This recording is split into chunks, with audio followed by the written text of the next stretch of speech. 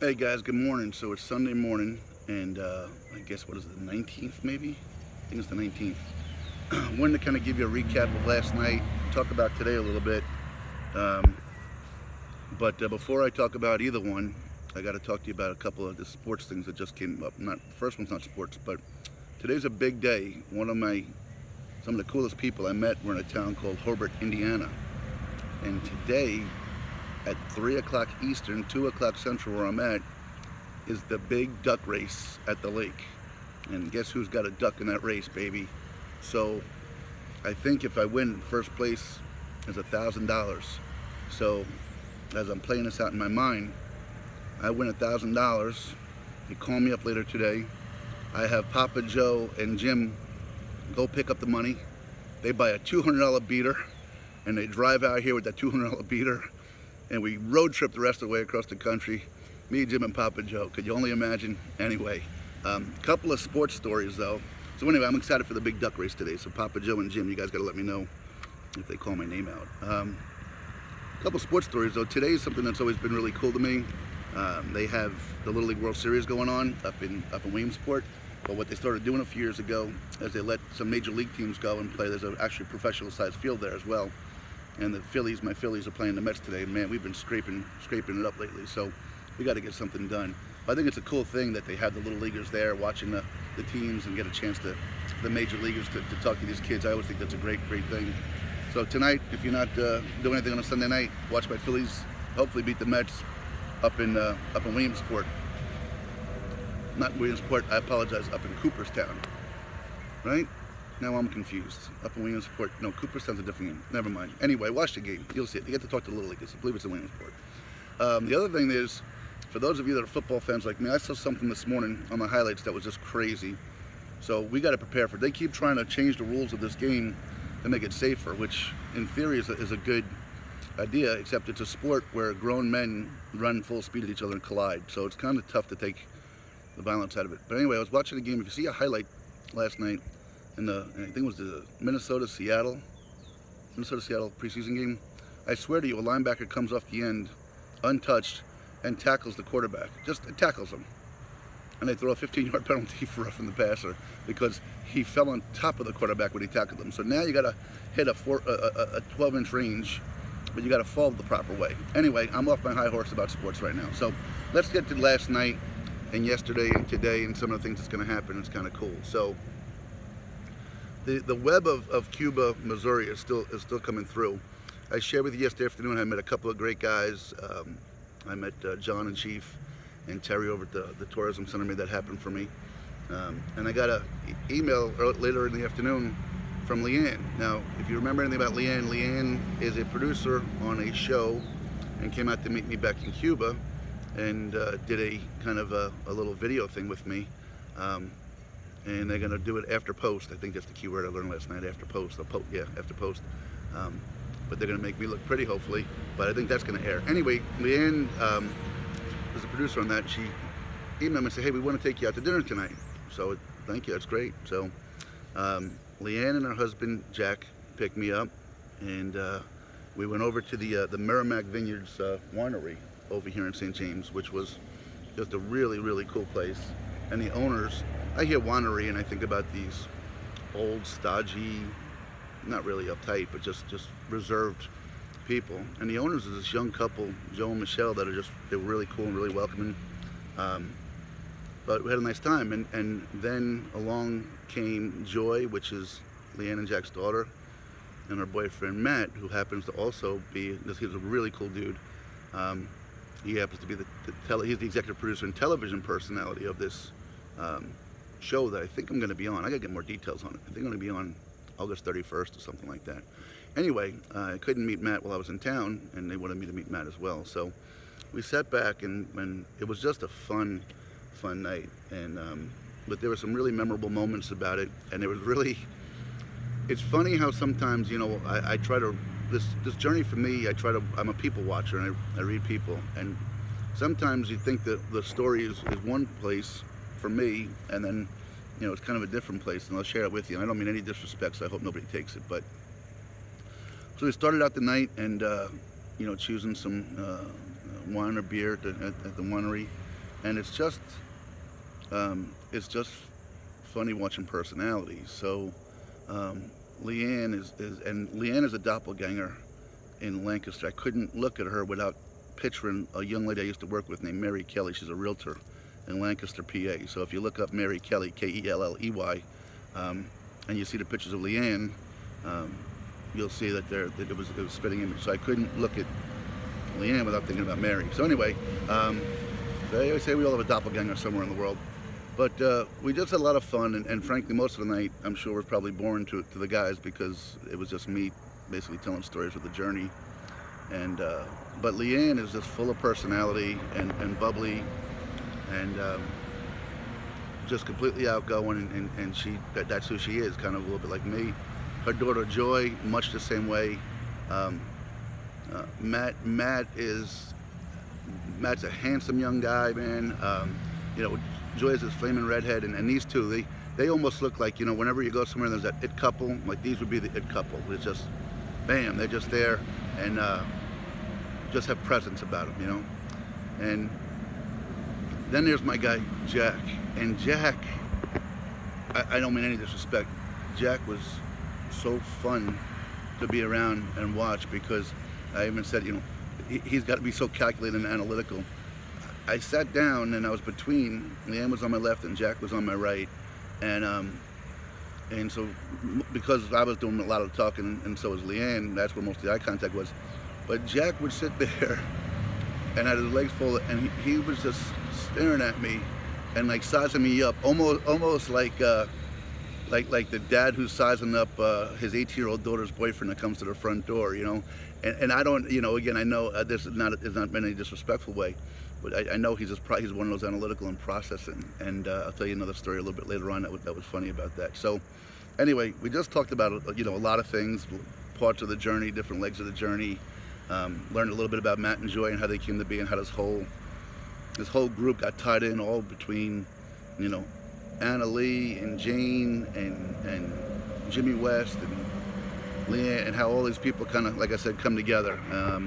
Joy works in the library with Anna Lee, and Matt's dating Joy, and Matt works with Leanne, and all this stuff's crazy. But so a couple of things, like I said, as we talked, at one point I was sharing with them a couple of the whole what's it like to be single and old and dating, and I shared a couple of dating horror stories with them.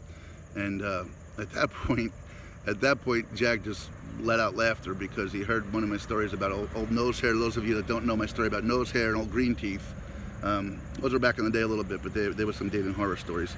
Anyway, so Jack came around and was laughing then, and again, one of the coolest things too, and I mean this sincerely, Jack is a bicycle rider, like a competitive bicycle rider, and people hear what I'm doing and they think that you're like, oh my God, I couldn't. And look, I'm not saying walking 20 miles is easy, and I always couldn't even imagine running a half marathon or a full marathon. Running, to me, there's just no point in it. I get a half mile in and my legs hurt and my back hurts, and there's no enjoyment about that at all. This runner's high they talk about, no, not here.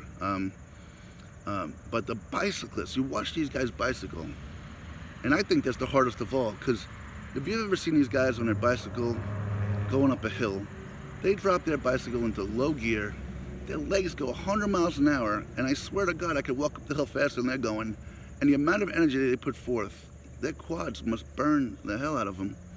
So anytime I hear of a bicyclist, it just kind of take my hat off to him. And apparently he does like 25 miles a couple days a week and like 60 another day.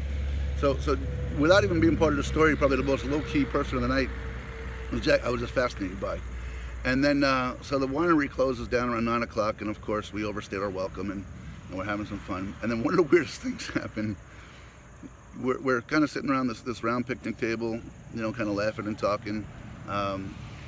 And all of a sudden, Jack gets up and goes to meet a couple of people that nobody knew who the heck they were.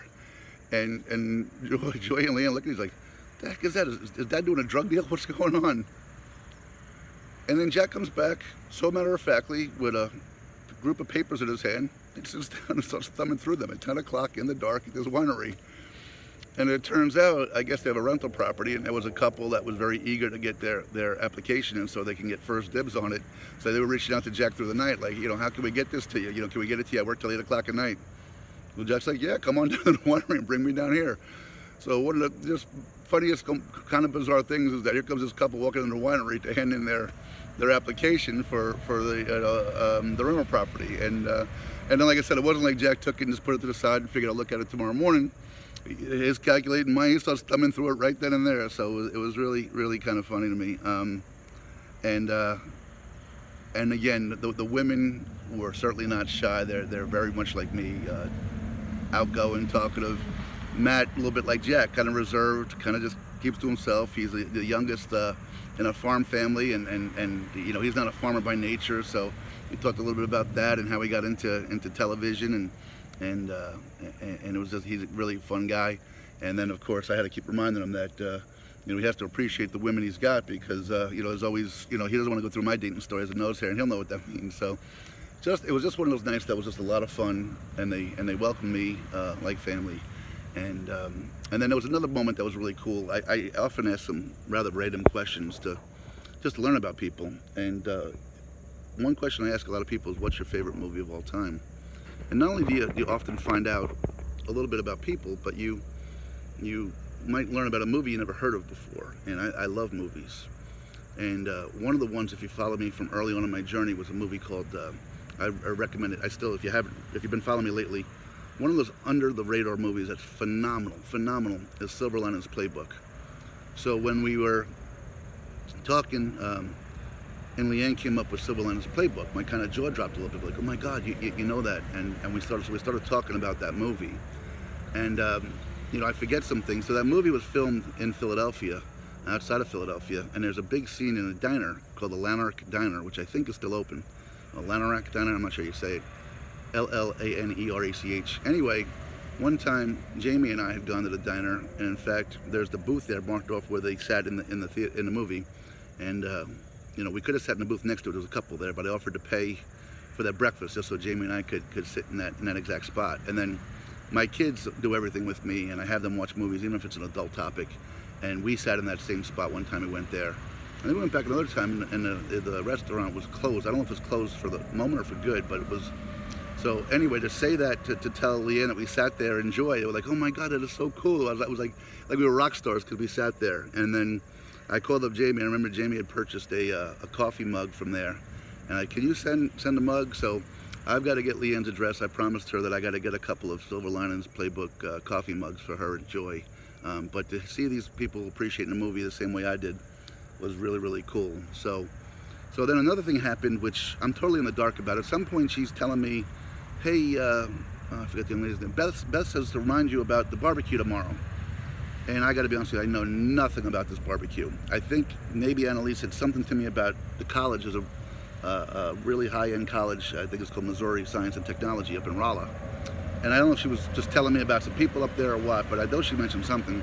But anyway, I said, Leanne, I don't know anything about this barbecue. So Beth's like, well, tell Jim we're looking forward to meeting them. And Leanne, again, tell Beth I don't know anything about this thing. So as it turns out, she got a hold of Beth. And this morning I'm going to be going to church with Chief and his wife. And I think Chief wants to show me some touristy things in the area, the Merrimack Caverns. And then Rolla is only about 11 miles up the road. So I should be able to make it by the time I get done with Chief in church. And then I'm going to head up to this college barbecue. And I think it's like kind of welcome back to campus night. And it's at a fraternity. And I'm not sure if it's just some of the people that's there welcoming students back, or if it's an actual barbecue that's being hosted and there are going to be speeches and stuff. But anyway, these folks asked me to come and they wanted to meet me, and I think that's amazing. The more people I get talked about pointing the thumb, the more excited I am. So my Sunday, I don't have a place to stay yet in Rolla. So if anybody knows anybody out that way, but I had a ton of fun with these folks last night. Like I said, the Leanne and Joys of the world, I can meet them and hang out with them all day long. Matt was fascinating, but Jack, I just love Jack. So anyway, gonna be heading to church here, cleaning up. Chief's coming to pick me up to take me to church.